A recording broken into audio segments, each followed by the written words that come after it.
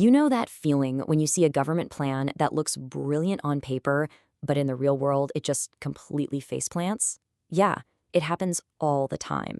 It seems like our best intentions constantly smash up against the messy reality of human behavior. Well, today we're going to deconstruct a really fascinating body of work from researcher Imtiaz Ahmed. He's developed a set of frameworks designed not just to understand these failures, but to actually fix them and maybe even rebuild the whole system. So let's get into it. So let's start with a classic story that perfectly sets the stage: the Cobra effect.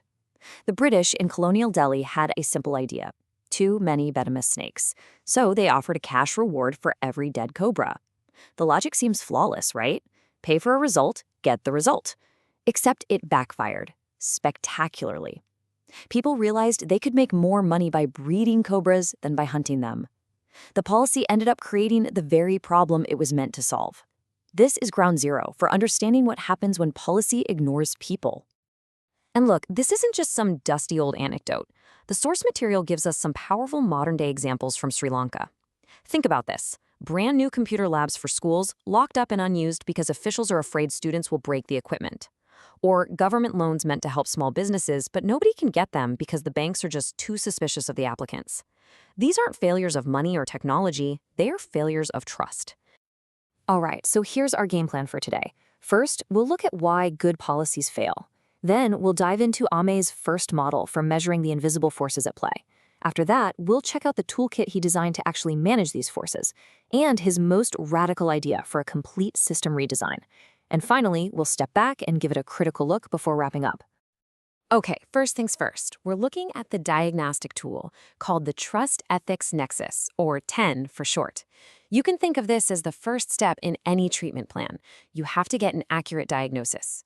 Before you can fix what's broken, you got to find the cracks, especially the ones you can't see, and TEN is designed to do exactly that.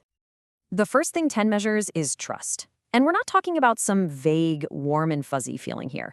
This is about the concrete, measurable confidence people have that the system and the other people in it will play fair.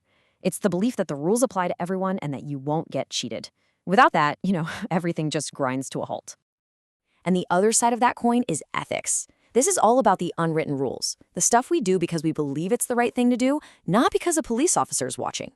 It's that social glue, that sense of fairness and self-restraint that really holds a community together. Now, okay, I know what you're thinking: a formula. But don't click away. You don't need to worry about the math. The only thing you need to see is right there in the middle. The success of any policy is a function of trust and ethics, and this is the real kicker: the way trust and ethics multiply each other. So why is that little multiplication sign the absolute key to everything? Because it tells us something profound. You can't trade one for the other. It's not a buffet where you can skip the ethics because you loaded up on trust. Think about it. A society with tons of trust but zero ethics, that's how you get organized crime. And a society with highly ethical people who have zero trust in the system, well, nothing gets done. If either of these hit zero, the whole equation goes to zero. The system fails. So TEN is a great diagnostic tool, but a diagnosis without a cure isn't all that useful, is it? So this is where the framework evolves. We move from just spotting the problem to actually having a toolkit to fix it. This is where we get the T, F, and PIR framework. You can really see the model leveling up here. It keeps the core of trust and ethics, but now it plugs in the actual levers that governments pull every day: the policies they write, the incentives they create, and the resources they allocate. And this is so important, it adds a feedback loop. This means a system is designed to learn and get smarter over time.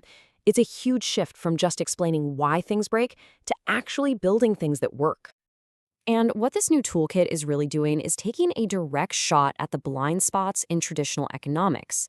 It starts from the idea that people are not just rational, calculating robots, but it goes a step beyond just observing that.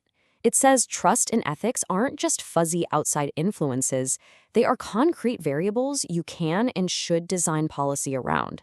It's saying to these older models, hey, you're missing the most important piece of the puzzle, the human piece. Okay, but what if tinkering with the current system just isn't enough? What if the deep down structure, the game itself, is the real problem?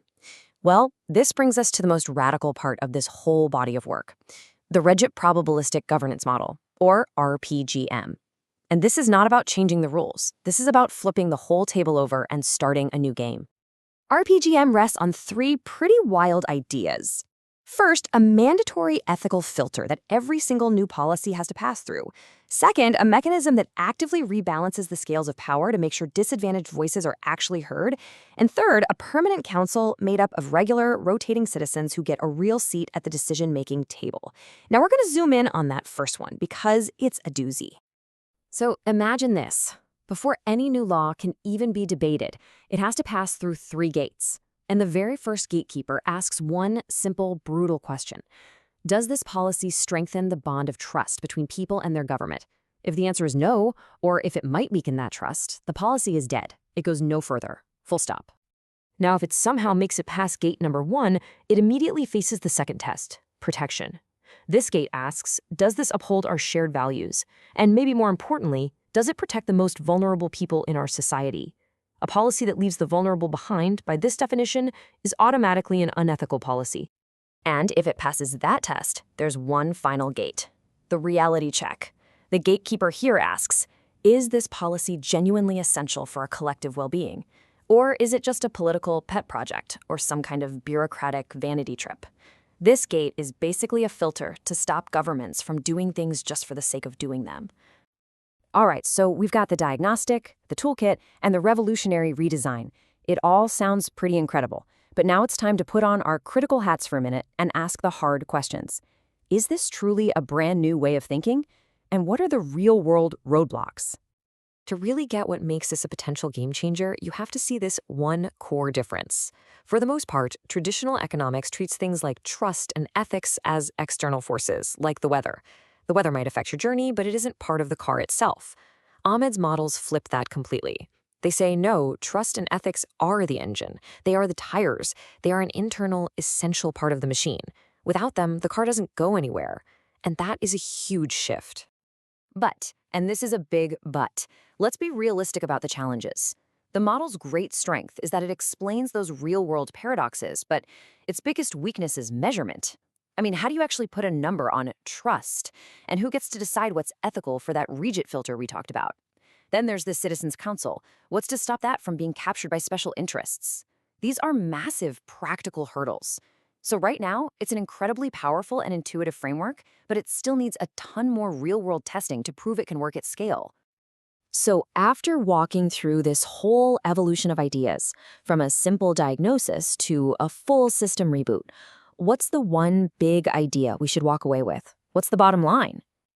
It really all boils down to this. The central argument woven through all of these models is that for decades, we've been trying to solve the wrong problem. We've treated governance like it's a complicated engineering puzzle that just needs the right technical fix. But it's not. It's a human challenge. It's fundamentally a moral and social challenge. Building a fair society isn't just about crunching the numbers correctly. It's about getting the human relationships right. And that leaves us with one last, pretty provocative question to chew on. For so long, we have measured the success of our countries almost entirely on things like GDP, which is basically just a measure of efficiency. But what if these models are pointing us to a different scoreboard entirely? What if the true measure of a great society isn't how much stuff it produces, but how much trust it creates? Just something to think about.